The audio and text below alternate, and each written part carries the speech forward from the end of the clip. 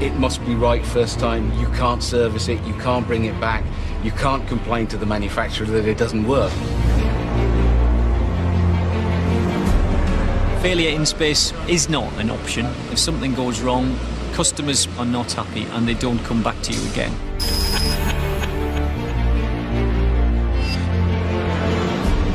So what we've got here is the startings of the telecommunications satellite. We've got 7 smaller thrusters and we have a main engine which is fitted inside the cone.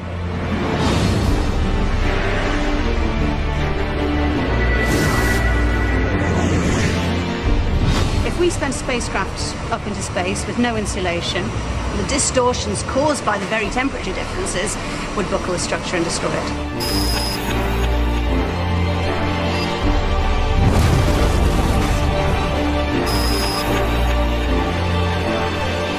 If the heart stops, the patient dies. If the quartz crystal stops oscillating, the satellite will die. If I say I work on satellites, what, you put the dishes on the walls, do you? They just don't understand that there's something up there as well in space. The moments leading up to the firing of our main engine is very tense.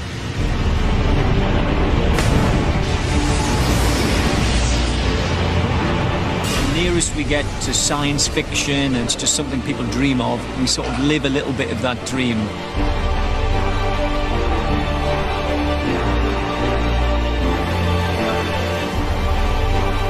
Space is incredibly special. What we do is quite exceptional here.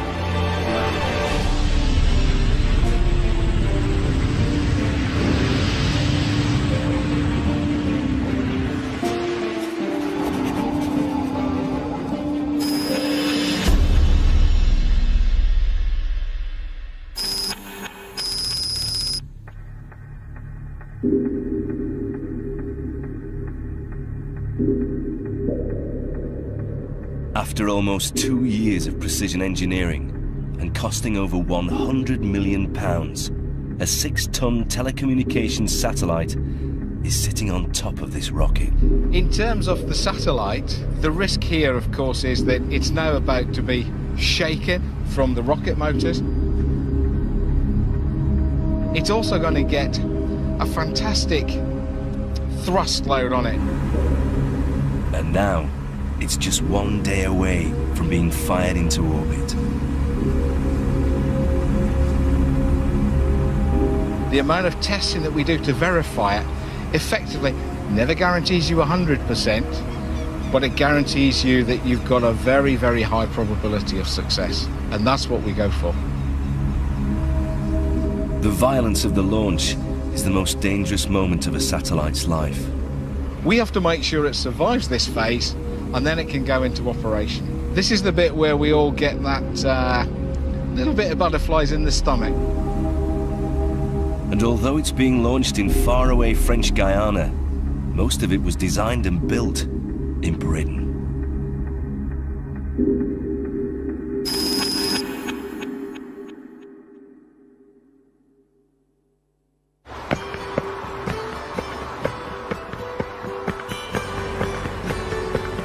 We're on the A1 heading south at the moment. It's about 7:45 in the morning. I've done this trip for the last 30 years. Bob Graham is a site director at Astrium, one of the biggest spacecraft manufacturers in the world. If people say to you, who do you work for, and I mention the name of the company, there's often a slightly quizzical look on the face. And then it becomes quite a surprise when you say, well, I work in the space industry. When the space race was at its height in the 1960s, the United Kingdom had virtually no space industry. Today, British engineers lead the world in satellite design and manufacture. Working in space is always something different, and there's not many people in the industry. So in the pub, when someone says, what do you do for a living? Say, I work in the space industry. They do give you a funny look.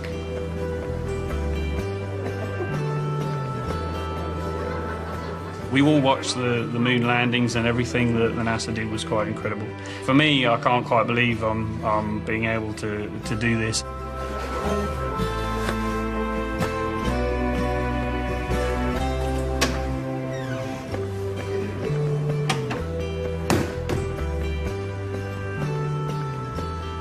Yeah, we've known each other a long time.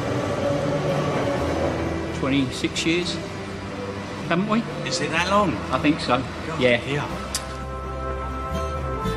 We don't look that old either, do we? What's Mr. Cross up to? You visitors are all the same.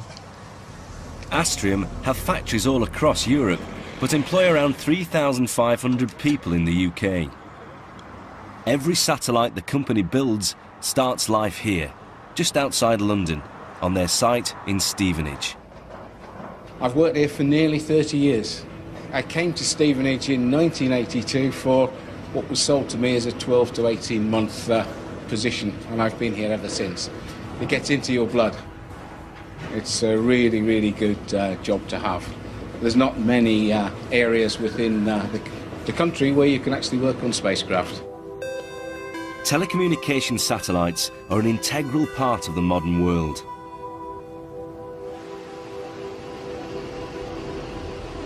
They allow us to send television pictures and communicate over vast distances using all of today's modern technology. But because they operate in deep space, they have to incorporate some extremely complex engineering. A modern communications satellite needs to be capable of surviving the possible impact of debris travelling at thousands of meters per second. And they need to be able to operate in temperatures that fluctuate between minus 200 degrees centigrade to a blistering 150 degrees centigrade. And yet, the satellite has to continuously operate for a guaranteed 15 years. Because out in space, there's absolutely no prospect of repair. Oh, you know, I think people do take it for granted. It's like, if you pick up your mobile phone and make a phone call, you don't realise it's bouncing off a satellite, or you turn on your TV. It's just like stuff that you do every day without thinking about it. It's the upper quadrant, section 5. Yep. You're fine.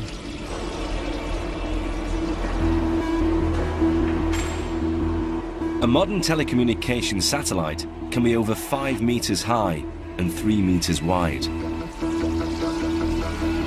Although astonishingly complicated, there are basically 2 distinct parts forming its main body. The mechanics and the electronics. The mechanics make up what's called the service module, and the electronics make up the communications module.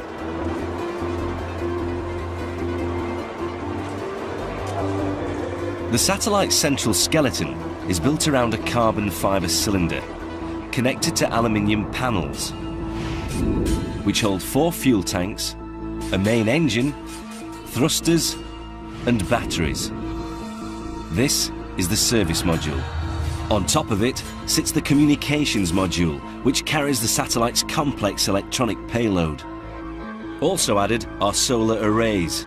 Attached to the main body, they capture sunlight, which is converted into electric power, and antenna dishes that will transmit and receive signals from Earth. And by looking at different stages of the build, it's possible to understand how they're put together. From the manufacturing viewpoint, this is the beginning of the process. The build begins with a central core, the skeleton of the satellite. Strands of carbon fibre coated with resin are wound into a complex pattern to make the cylinder as strong and light as possible. When it's finished and vertical, it weighs just 20 kilograms and is ready for the next stage of construction. In here is where we produce our panels, our honeycomb panels. Aluminium skins, very, very thin skins, very lightweight. Low mass is key in terms of space, and we use aluminium because it's good structurally. The aluminium panels are attached to the central cylinder, forming more of the basic structure. John Richards has been building these for almost his whole working life. We're just putting the flight bolts into the SM floor, and that attaches the floors to the central structure. I'm not sure how many bolts, probably about 20 in each quadrant. I don't suppose really people just think of satellites as something that are up in space, orbiting round. I don't suppose they think of actually what goes into building them. You take your time, because I mean, as you're probably aware, these things are worth a hell of a lot of money, and it only takes us to make one slight mistake that could end up costing millions of pounds at the end of the day. Best thing about working here is the people like John and other people that have been here many years, always willing to pass on their experience and to help you out. After the basic structure is finished, the rest of the systems can be added. Once I've gone through my final testing, we have a big clean down, make sure it's particle free, ready to be accepted in the mix area. And I'll give them a shout, and usually that's it. I mean, it's very casual, it's just when you're going to be ready, tomorrow, whatever, and just hand it over to him. Satellites have to be built in extremely clean environments, because any dirt inside the moving parts can have devastating effects once they're in space.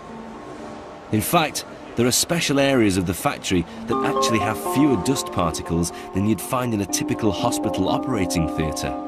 And in here, engineer Graham Viney and team leader Mick Atkinson have the tricky task of managing the assembly and integration of the fuel tanks, the pipework and the engines of the service module.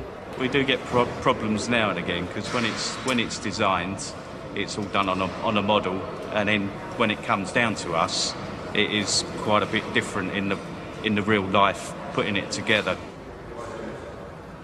And there's certain things that we know we can't do in the design, because it just won't be able to be done on the shop floor.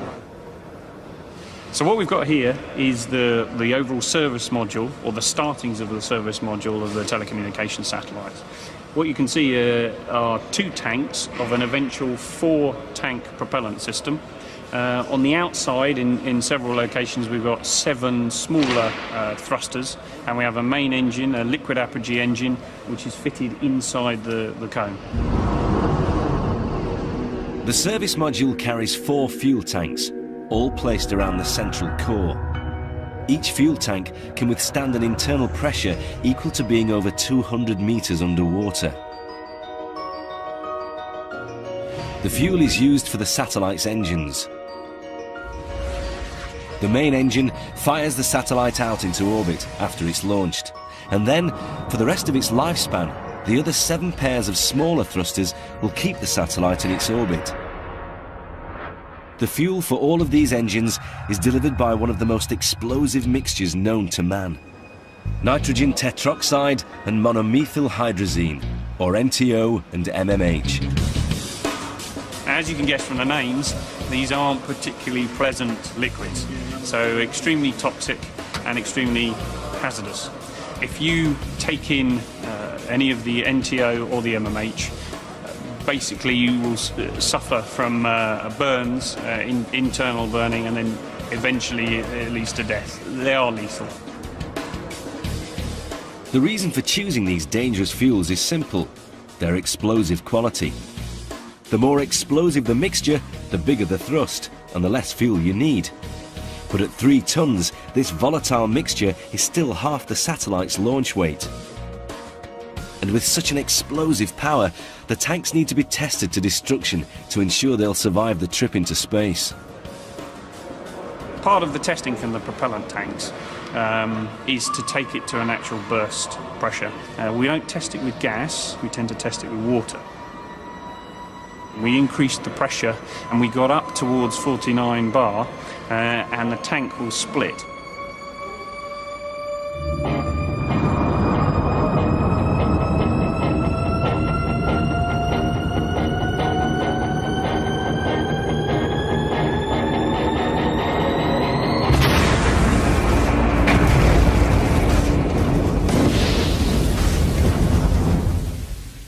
Although the tanks won't be filled with fuel until just before the launch, it's still delicate work fitting them. We're just about to install the third propellant tank into the structure. 2 are already installed. This is the third one. It is quite tricky, yeah. And it's worth a lot of money, of course, as well. About the price of a good house, actually, yeah. The propellant tanks are built from titanium because the metal doesn't react with the fuel in any way.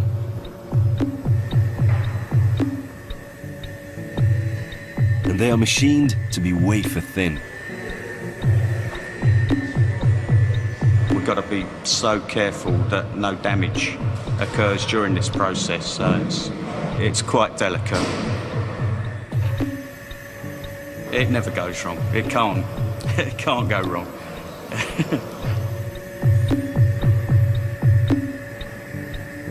Yeah, it's quite a big operation in the tasks that we perform, so it's good to get it out of the way, yeah.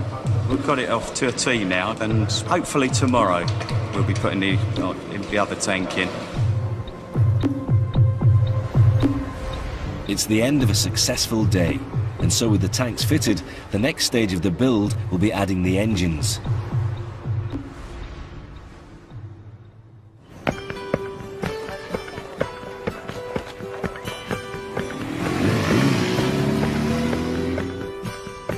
So when I tell people I work in the space industry, it either sparks conversation and genuine interest, or is a complete conversation killer. The concept of satellites came from Arthur C. Clarke back in 1945. He thought, how can we transmit data from one side of the Earth to the other side of the Earth? These things will make possible a world in which we can be in instant contact with each other, wherever we may be. Men will no longer commute, they will communicate.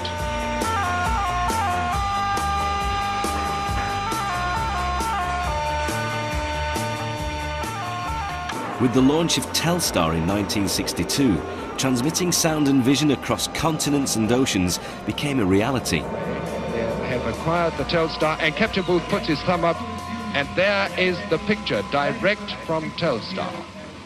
This is the sort of image and the sort of sound on which, in fact, the future of intercontinental telecommunications via space vehicles is built.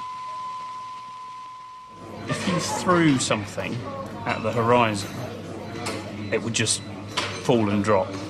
If you threw it hard enough, you could probably throw it past the horizon, and where would it drop to? Well, it would continuously drop. And that's what we're talking about when you have enough energy to throw a rock or whatever it is to the horizon, but you throw it hard enough that it then continuously falls. Then you're in orbit. For a satellite to stay in the same place in the sky, it has to travel at the same rate as the Earth spins, once every 24 hours. This is called geostationary orbit, and it can only be achieved at 35,786 kilometers above the equator. Any closer to the Earth, and the satellite orbits too fast. Any further away, and it's too slow. And that's why in the UK, all TV dishes point at 29 degrees above the horizon. They are all receiving a signal from one particular satellite that never moves in relation to our homes. Microwaves won't work around the curvature of the Earth. You need to be able to see the point that you're transmitting to or receiving from. The satellite receives and transmits signals through large antenna dishes that fold out from its main body. But they're very different from the dishes we see outside our homes. They have carbon fibre skins bonded onto a Kevlar honeycomb core.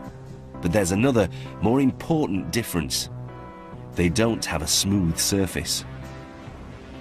The customers will specify a coverage. That coverage will be to maximise access to the population and the service area. So for the one which we're looking at here, which is over Europe, we're looking at the landmass of Europe. So the more we can do to suppress the unwanted power over the sea, the more we can put it where they're going to get their revenue from. What we see in the sort of top right corner is what we're actually doing to the reflector. So we're slowly manipulating the reflector surface very subtly, in tens of millimetres, to actually produce a highly concentrated area over Europe. Shaping the reflectors in this way focuses the signal better. And this is critical because the power they transmit back to Earth is astonishingly small. The power that we're transmitting for each channel is equivalent to a 100-watt light bulb.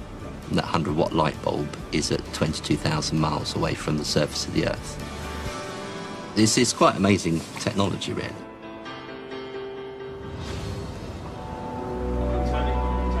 The satellite is kept in its correct orbit with a series of different sized engines. But given it weighs around 6 tons, it doesn't need the engines you may think.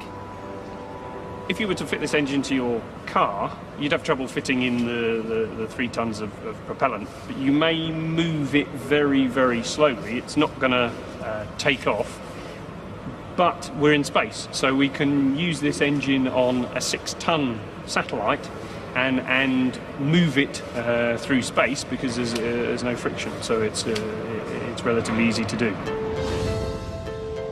Once in geostationary orbit, the smaller thrusters will take over from the main engine to keep the satellite in position. We have thrusters dotted around so that we can control the attitude of the satellite, to keep the antennas pointed, to keep the data flowing. We've got influences from the Earth, which is not a perfect sphere, so gravity will have an effect, and solar radiation from the sun. We have large solar arrays that will pick up from the solar radiation and slowly change the attitude of the satellite, and we need to fire a thruster to bring it back. These manoeuvres happen regularly, just to keep the satellite in its correct position. But at the end of its life, these small thrusters will use the last of the fuel to blast it even further away from the Earth and into a graveyard orbit, which will be its final resting place.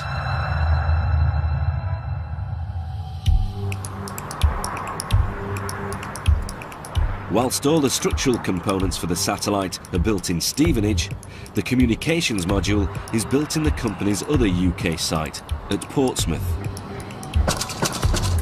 Portsmouth's history is well known, of course, for the maritime aspects of Portsmouth, but actually for a long time, maybe associated with that, there's been a capability in defence electronics.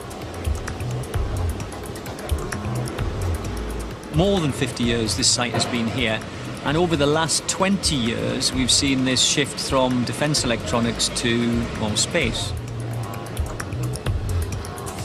It's here that the electronic components that form the communications module are made and fitted. I don't think we talk about the space activities very much here. I don't know whether it was because it started off being defence oriented and therefore quite secret, and whether that's sort of part of the culture, but nevertheless people in this area don't normally associate it. Even the ones that live here don't know that we make sophisticated satellites. Over 12 months, thousands of individual electronic components will be designed, built and fitted to the structure. And their reliability is critical. Failure in space is not an option. Customers spend $150 million buying a satellite, and if something goes wrong, they are not happy and they don't come back to you again.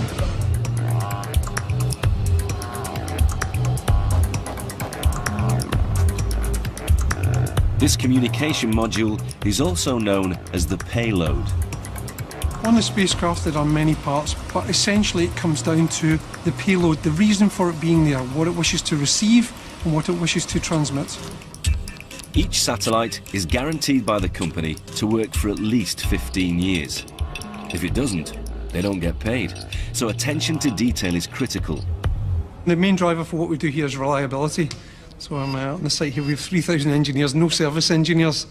Once our equipment on the spacecraft goes into service, it has to operate for 15 years without any reduction in its quality of service. During that time it gets hot and cold, so the heat on board the spacecraft makes the electronics grow old. The radiation gives it sunburn, so it has to survive through all those things.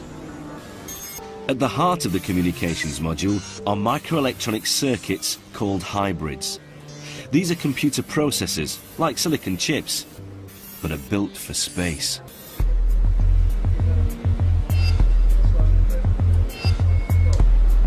The circuits are printed onto gallium arsenide, a semiconductor, and bonded onto a ceramic tile. Then they're connected with gold wire. I'm placing a 1 thou gold wire onto a substrate using a combination of heat, pressure and vibration. Each satellite is made up of around 20 kilograms of pure gold. It's 99.9% pure gold. So yeah, it's good stuff. Only the best. Pure gold is stable, doesn't degrade, and is an excellent conductor of both heat and electricity. I was only 18 when I first did wire bonding, so I suppose I was quite adaptable to it. Even though I've got quite chubby fingers, I quite like doing delicate work, so I haven't tried embroidery yet though.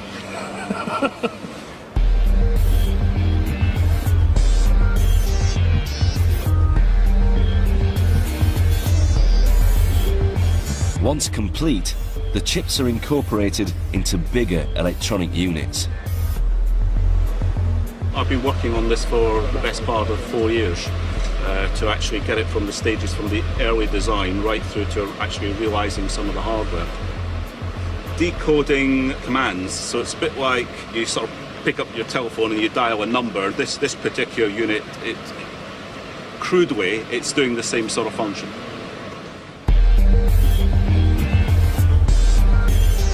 Then the components are tested again and again and again. We've got about 8,000 test steps on this particular unit on its own. So end to end, it's probably something like around about 2 to 3 months, I would think. But certainly on the design side, you know, you're very conscious that this actually is going to be up there for 15 years, and that's quite at the fore of your mind, you know, in terms of everything you do. Well, it certainly is in my mind, anyway.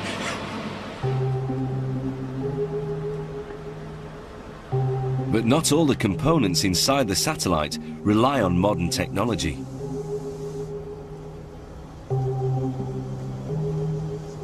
I've worked in this building for about 12 years, but I've been engaged on crystal growth for the last 42 years. Morning, Mike. Morning. A huge problem for satellite communication is interference. This happens when the outgoing signal is confused with the incoming signal. This problem can be prevented by quartz crystals built into devices called resonators. You can look on the quartz resonator as the beating heart. If the heart stops, the patient dies. And similarly with a satellite, if the quartz crystal stops oscillating, the satellite will die. Oscillating crystals are used to control all the frequencies the satellite transmits. And the quality of the crystal is critical, because if there's any impurity, they won't work. This is a block of natural quartz that we purchased from a small company that uses quartz for crystal balls. Probably something like that would set you back somewhere between 10 and 20,000 pounds. Okay, Mike, you bring in the crane.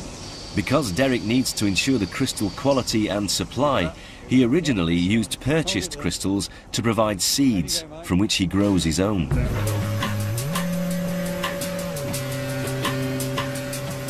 What we're trying to do here is to replicate the way natural quartz grows in nature.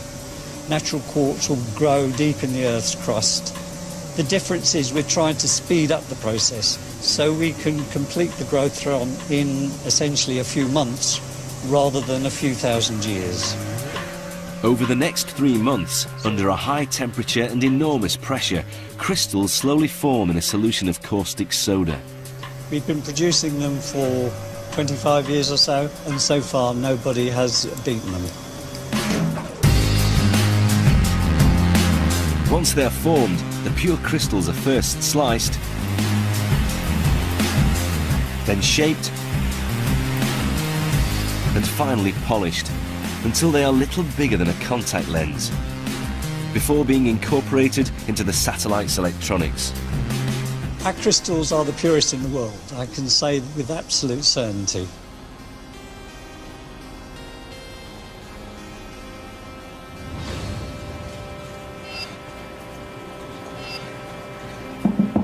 Once all the electronic sections have been made, they need to undergo a series of tests before being attached to the communications module.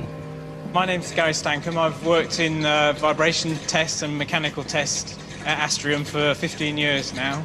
I'm just going to do a little bit of taping down to tidy it up, and then we'll be ready. Okay. This test is to check they will survive the extreme physical impact of the satellite's launch.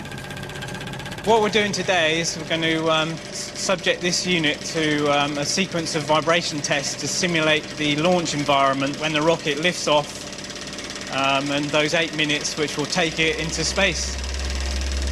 It does get a fair old shake, so today we're going to subject it to a 20G vibration test, 20 times gravity. So anything in there will feel 20 times heavier. Every electronic component is tested in this way, sometimes to breaking point. It is a hard test, yeah. It's a thorough test, so it has to be. We have to ensure that everything is going to still be working once the unit gets into space. We do see failures, but not too often. But it's not just the vibration of the launch that each component has to cope with. There are also massive shock waves. These happen as explosive charges decouple each stage of the rocket. From the solid boosters, the satellite housing and main engine, through to the deployment of the satellite itself. These are quite substantial shock waves, so they need to be tested for.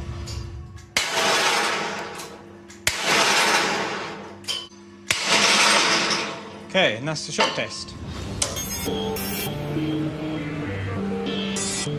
Once the electronics have survived all these tests, they can be fitted into the communications module.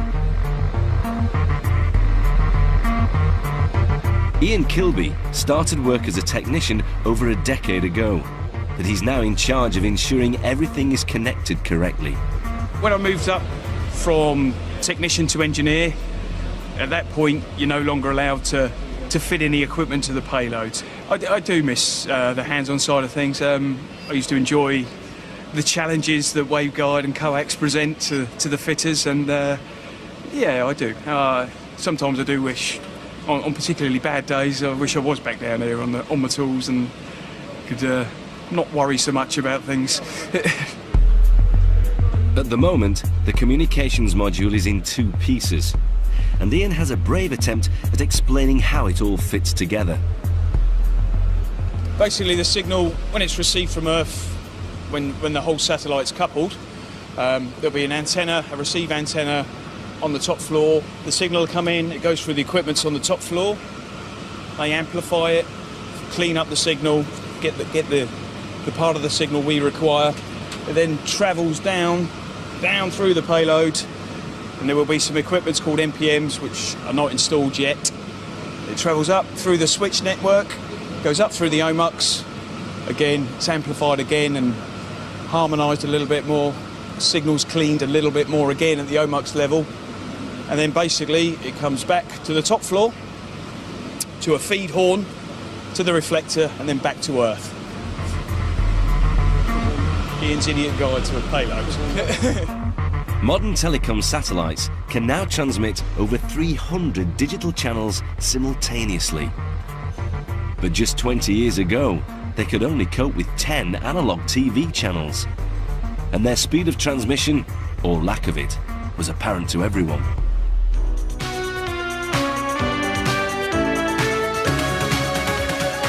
If you think back to like Terry Wogan's show when he used to have one on BBC One, the very first sort of satellite links where they had London, New York, it was almost painful to watch. She called me, did she? I hear you calling me. Am I speaking to Linda Gray? Yes. Well, that's established that. It's not working. With the amount of lag that you had to wait for the signal to go, or the Terry's voice to reach the USA, and then the response time back, it was an eternity. I'm sure people remember that. It just took forever. When we talk on satellite like this, you know, the miracle of sound, there's just a little second or two delay. So it's not that Barry's hearing has gone. It's a long way to Los Angeles. But now, with the speed of the processing power and speed of modern satellites, it's barely noticeable. It's, like I say, within a second.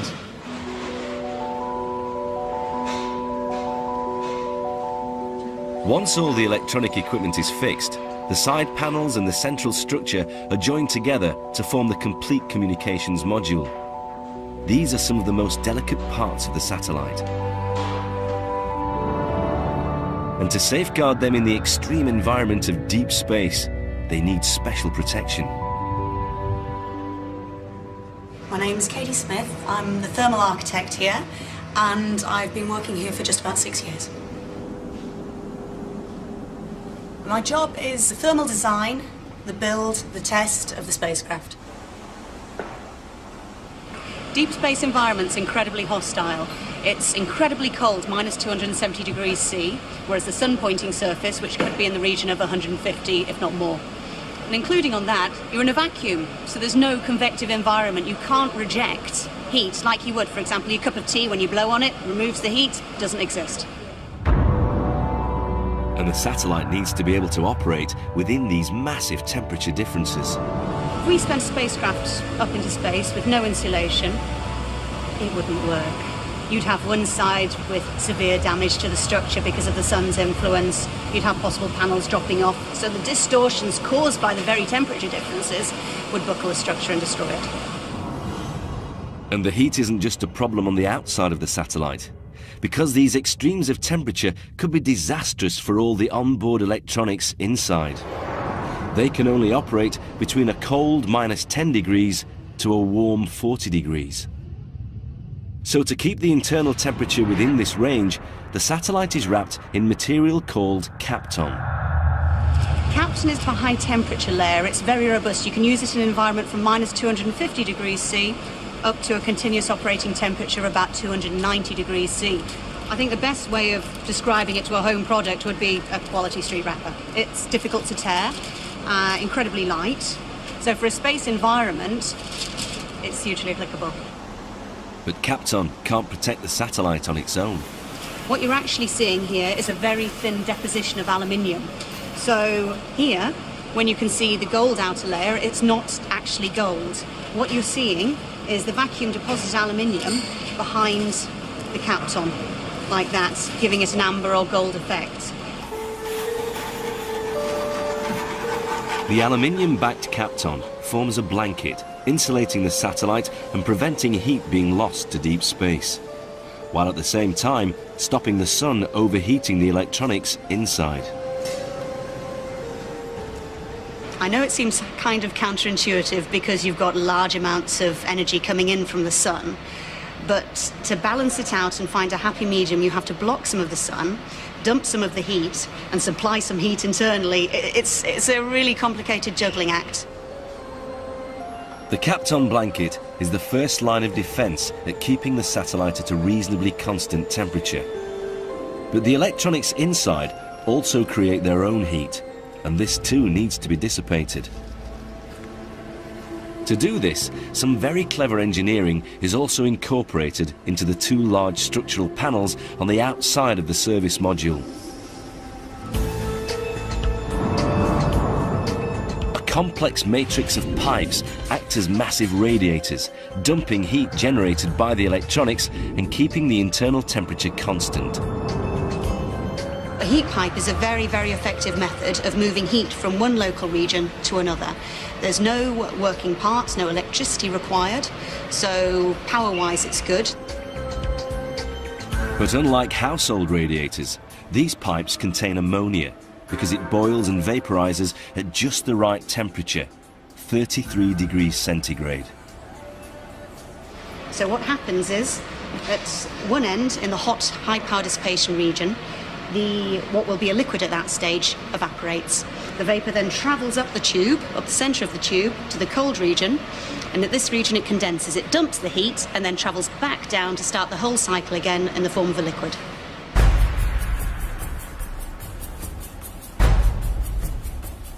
There is one final line of defence, which is also crucial in reflecting heat away from the satellite. And it's all down to this team. I know it sounds very cheesy, but it's a satisfaction of knowing that you're actually contributing to mankind. You see that power that comes in with no mirrors on it whatsoever, and then when it goes out, it looks beautiful, all polished up. Yeah, definitely. You know, it's serving a purpose up there to protect the spacecraft. You stand back and look at it and go, wow, look at that. A thin silver surface of mirrors will reflect the sun's rays away from the satellite, and is its last form of heat defence. These are 100 microns thick, so they are very thin. It's about as thick as a human hair. We have sheets of 198 mirrors at a time, so they're very fragile. The glass the mirrors are made of also helps to emit heat away from its core. Just want to feather that end in. Well, we've put the activator in, and we've only got 30 minutes to apply the adhesive, put the mirrors on, and get it under vacuum. So it is a bit of a rush. It's 8 hours of prep for 30 minutes of organised chaos. The surface that you can see is 99% silver. It's pure silver. And the back surface, the darker side, is nickel and chrome, which is called nichrome. And that is there purely to stop the silver from oxidising. If you remember, if you can think back to your grandmother's silver dinner service, when it goes black, these will go black, and they don't become reflective. That's it, we're done. In Portsmouth, Ian Kilby is putting the communications module through its final checks in a special room called an anechoic chamber. We're firing some microwaves at the payload to see if there are any leaks in any of our coaxial connections. So if you imagine the same signal is inside the payload, it's leaked around and it's coming out of a hole, it could in turn affect the input into the satellite and the output going out. So it could actually blind itself in effect with its own loop of RF signal. It's been quite catastrophic in the past to have EMC leaks because it actually interferes with the transmission that's coming from the comms module back to Earth. The chamber is designed to block out any radio signals from getting in or out. It's almost like taking a telephone towards a radio. When you're phoning the radio station, you get that big screaming squeal. In effect, not a screaming squeal, but obviously it has a similar effect on a telecoms payload. With the final testing complete, it's time to box up the communications module ready for shipping. It's always a nerve-wracking moment to pick up something of this value. It's all the fruits of our labours over the last few months. Lots of things potentially could go wrong. You know, we're picking it up with a crane, or a failure with the crane, or something catastrophic could happen. Even when it's turning horizontal into the box, it's always quite a nerve-wracking moment. It's quite a large mass. After over 2 years of intense and complicated engineering, most of the work that takes place in the UK is done, and the modules are shipped to Toulouse in the south of France. It's always quite pleasing when you see another delivery going out the door. It's in this facility where the final assembly happens. It's a complicated and delicate process. First, the service module made in Stevenage and the communications module from Portsmouth will be joined together. Then, the solar arrays are added. Finally, the antenna will be attached.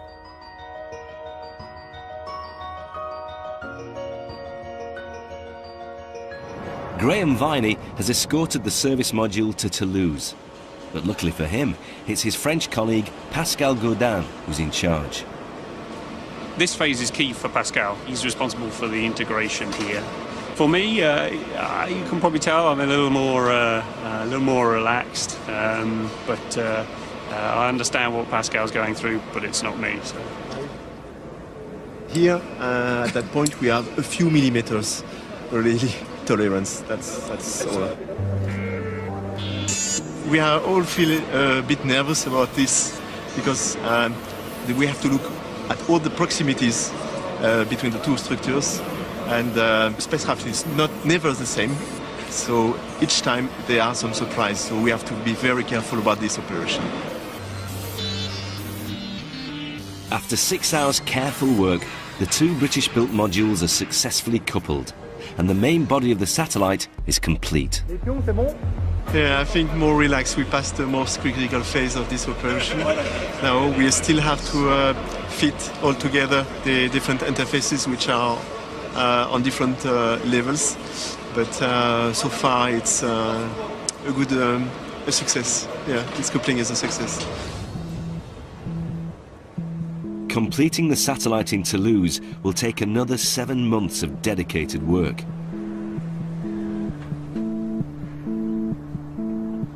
Although all satellites carry fuel for the engines, they are actually solar powered.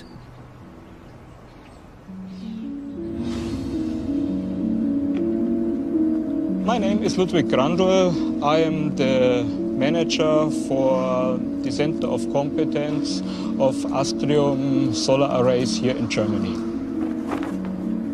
For the last 40 years, the main centre for solar array production in Europe has been this factory.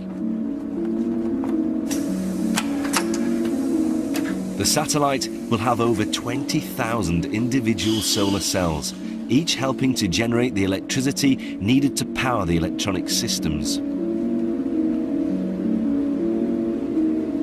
What you can see here, that's a typical solar array for our Eurostar programs.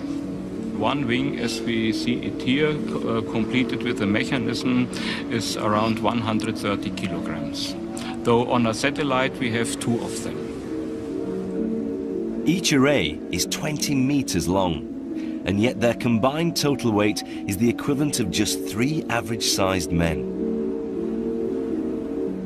The arrays are folded against the satellite structure for the launch, but once in space, they gently unfold using a system of springs and wires. Let me say we are extremely reliable in this way, and we never lost function of one of our solar arrays for whatever reasons. The solar arrays are dependent on a drive mechanism. This allows them to move and always face the sun. And this machine has been designed and built back in the UK by Bob and his team. This is one of the key critical elements in the spacecraft, so it has to operate every day for 15 years. If we lose this, we lose power into the spacecraft. That causes the mission failure.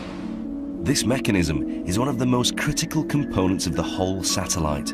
It has to move the solar arrays to face the sun every second of every day for its entire 15-year lifetime. Because if it doesn't, the satellite will lose power.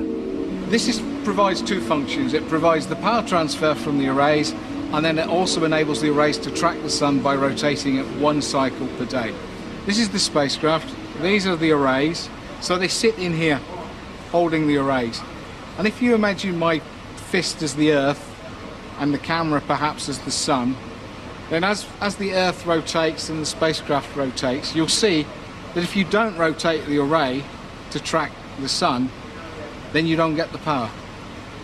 So we have to rotate as this spacecraft sits in geostationary orbit above the equator, moving around the Earth.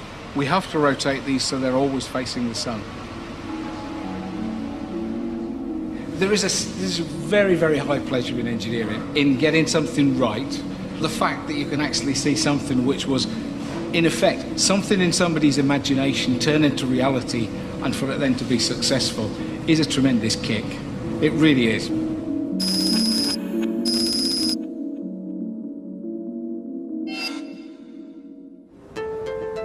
With everything fitted and tested, the satellite is carefully packed into a high-tech crate and sent by plane to the launch site, where it's prepared for its final journey.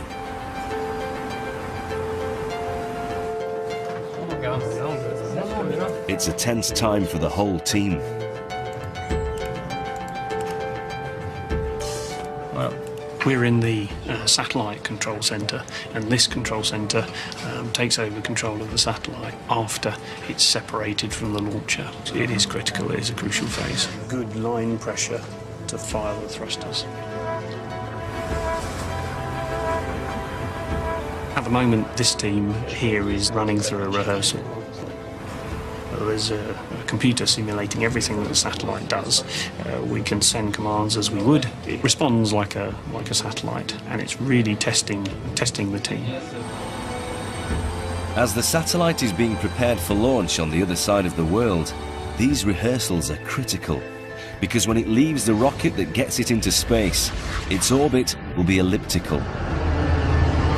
The moments leading up to the firing of that main engine is very tense. A lot of pressure. If it doesn't happen, we have a lot of people looking at us. Graham and his team will then have to fly it into the correct geostationary orbit by remotely operating its main engine and thrusters. Each burn will take up to 90 minutes, but overall, the procedure will take 2 weeks and use half of the available fuel. Every time we circularise the orbit of a satellite, there's something about those 2 weeks where there's something that will challenge us.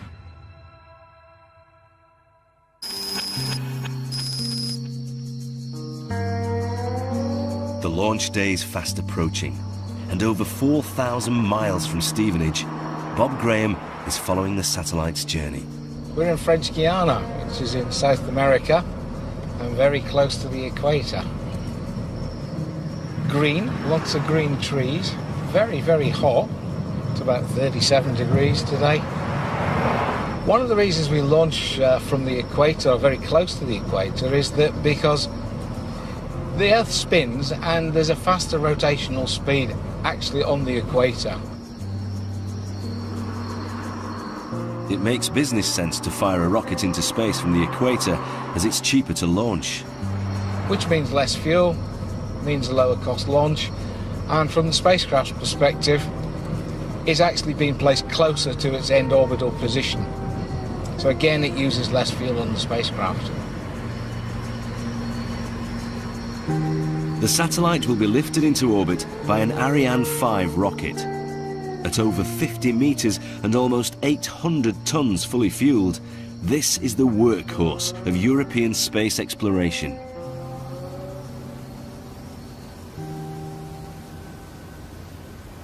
Our satellite is right at the top of the launch vehicle. You can see the fairing at the top, the curved part. It's literally sitting right inside there. Watching the launch has a special resonance for Bob. I've worked in the space industry for nearly 30 years. Never seen a launch in my whole career.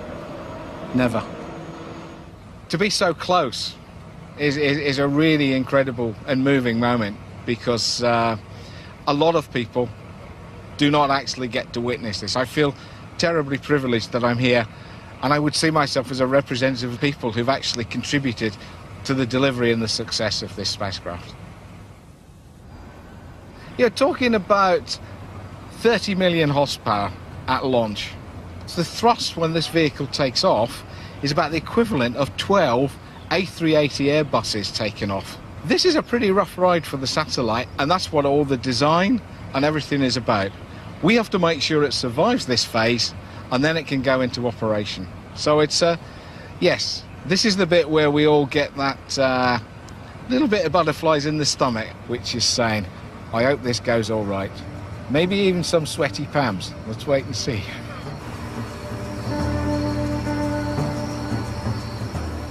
Later that day, the rocket is carefully rolled out to the launch pad. It's taken over 2 years, in excess of £100 million, and some exceptional engineering to get this far. And now, there's nothing Bob can do, except wait.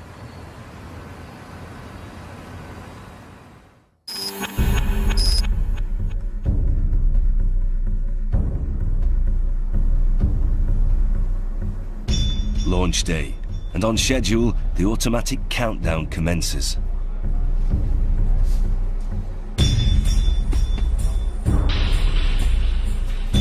At first, everything goes smoothly.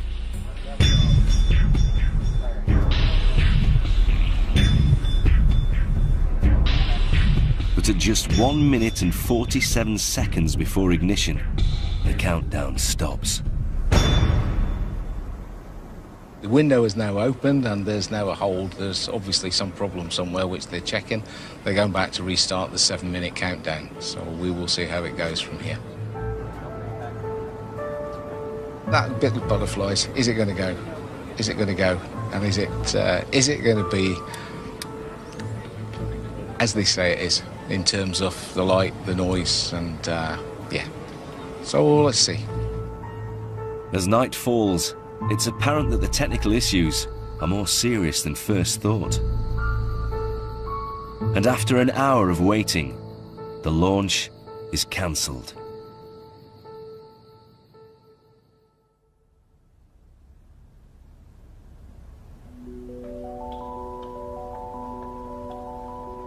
The next morning, an initial investigation suggests a faulty fuel valve in the rocket caused the postponement. Here we are in Mission Control, Jupiter, the morning after. This is the place where that final decision was made last night to postpone it. As an engineer, I know this is the right decision. The decision made last night was the right one. But as a man, as a person, as a representative of a team, yes, there's an element of disappointment in there that it didn't happen. Space is difficult. It is about risk. It is about showing that our products are good and we can't afford to take the risks. But it will happen again, and maybe I won't see it, but others will, and I guess that's life.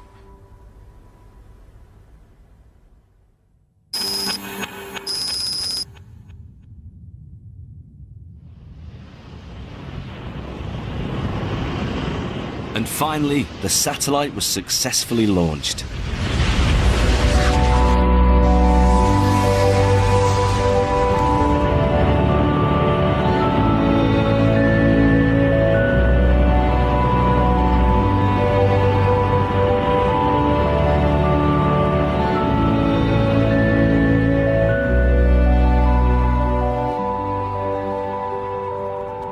Today, 35,786 kilometers above us, the brand new communication satellite is now being prepared to broadcast pictures directly into your home. So keep watching the skies. From sketch to